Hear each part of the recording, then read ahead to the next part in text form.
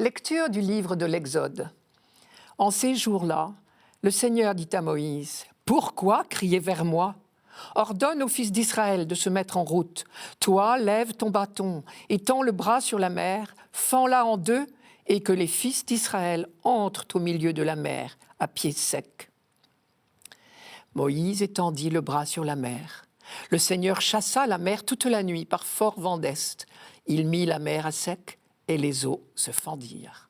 Les fils d'Israël entrèrent au milieu de la mer à pied sec, les eaux formant une muraille à leur droite et à leur gauche. Les Égyptiens les poursuivirent. Tous les chevaux de Pharaon, ses chars et ses guerriers entrèrent derrière eux jusqu'au milieu de la mer. Aux dernières heures de la nuit, le Seigneur observa, depuis la colonne de feu et de nuée, l'armée des Égyptiens, et il la frappa de panique. Il faussa les roues de leurs chars, et ils eurent beaucoup de peine à les conduire.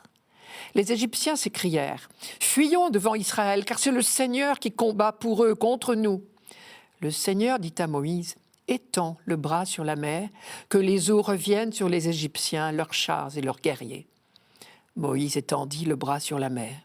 Au point du jour, la mer reprit sa place. Dans leur fuite, les Égyptiens s'y heurtèrent, et le Seigneur les précipita au milieu de la mer. Les eaux refluèrent et recouvrirent les chars et les guerriers, toute l'armée de Pharaon qui était entrée dans la mer à la poursuite d'Israël. Il n'en resta pas un seul. Mais les fils d'Israël avaient marché à pied sec au milieu de la mer, les eaux formant une muraille à leur droite et à leur gauche. Ce jour-là, le Seigneur sauva Israël de la main de l'Égypte, et Israël vit les Égyptiens morts sur le bord de la mer. Israël vit avec quelle main puissante le Seigneur avait agi contre l'Égypte. Le peuple craignit le Seigneur, il mit sa foi dans le Seigneur et dans son serviteur Moïse.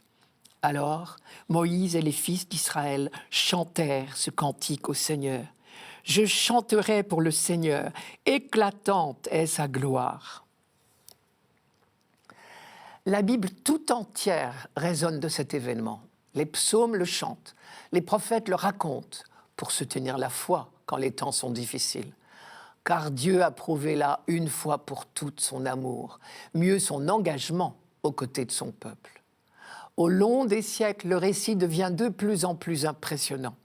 En voici quelques exemples, je cite. « Par la mer passait ton chemin, tes sentiers par les eaux profondes, et nul n'en connaît la trace. Tu as conduit comme un troupeau ton peuple par la main de Moïse et d'Aaron. » C'est le psaume 76. Ou encore « Ainsi parle le Seigneur, lui qui fit un chemin dans la mer, un sentier dans les eaux puissantes. » Isaïe 43. Ou encore « De la mer Rouge surgit un chemin sans obstacle, et des flots impétueux, une plaine verdoyante. C'est là que le peuple entier, protégé par ta main, traversa en contemplant des prodiges merveilleux. » C'est le livre de la sagesse.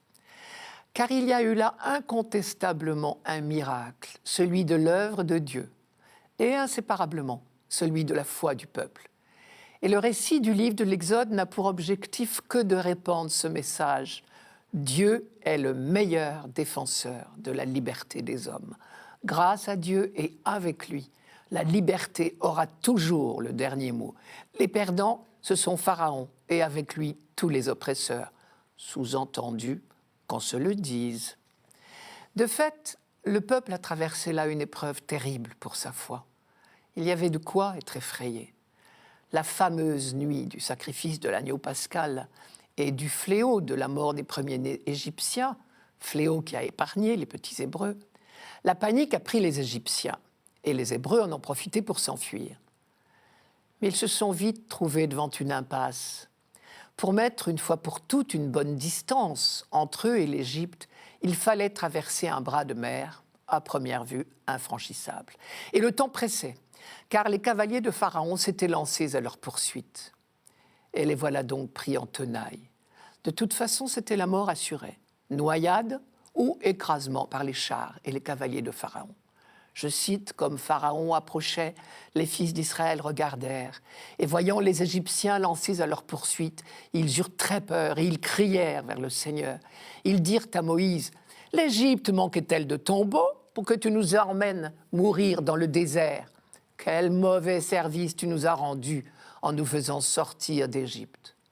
C'est bien là ce que nous te disions en Égypte. Ne t'occupe pas de nous, laisse-nous servir les Égyptiens. Il vaut mieux les servir que de mourir dans le désert. C'est au chapitre 14 de l'Exode, juste avant le texte d'aujourd'hui.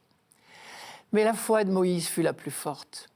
Depuis la révélation du buisson ardent au chapitre 3 de l'Exode, Moïse savait que Dieu était aux côtés de son peuple pour le libérer. Et cette foi lui inspira les paroles décisives, je le cite, « N'ayez pas peur, tenez bon, vous allez voir aujourd'hui ce que le Seigneur va faire pour vous sauver. Car ces Égyptiens que vous voyez aujourd'hui, vous ne les verrez plus jamais. Le Seigneur combattra pour vous, et vous n'aurez rien à faire. » Traduisez, le salut vient de Dieu et de lui seul, à une seule condition, mettez votre confiance en lui. En fin de compte, quand on affirme « c'est la foi qui sauve », on ne croit pas si bien dire. Mais rien n'est jamais gagné une fois pour toutes. Et les dernières notes du cantique d'action de grâce qu'ils chantèrent de l'autre côté de la mer résonnaient encore, que déjà la peur et le doute les reprenaient. Et Moïse et tous les prophètes après lui devront sans cesse rappeler les merveilles passées pour soutenir la foi du peuple en lui disant ce que Dieu a fait ce jour-là, il veut encore le faire aujourd'hui. Si les psaumes et les prophètes sont si pleins de cet événement, comme je le disais tout à l'heure en commençant, c'est bien parce que ce peuple des croyants dont nous sommes a la mémoire courte.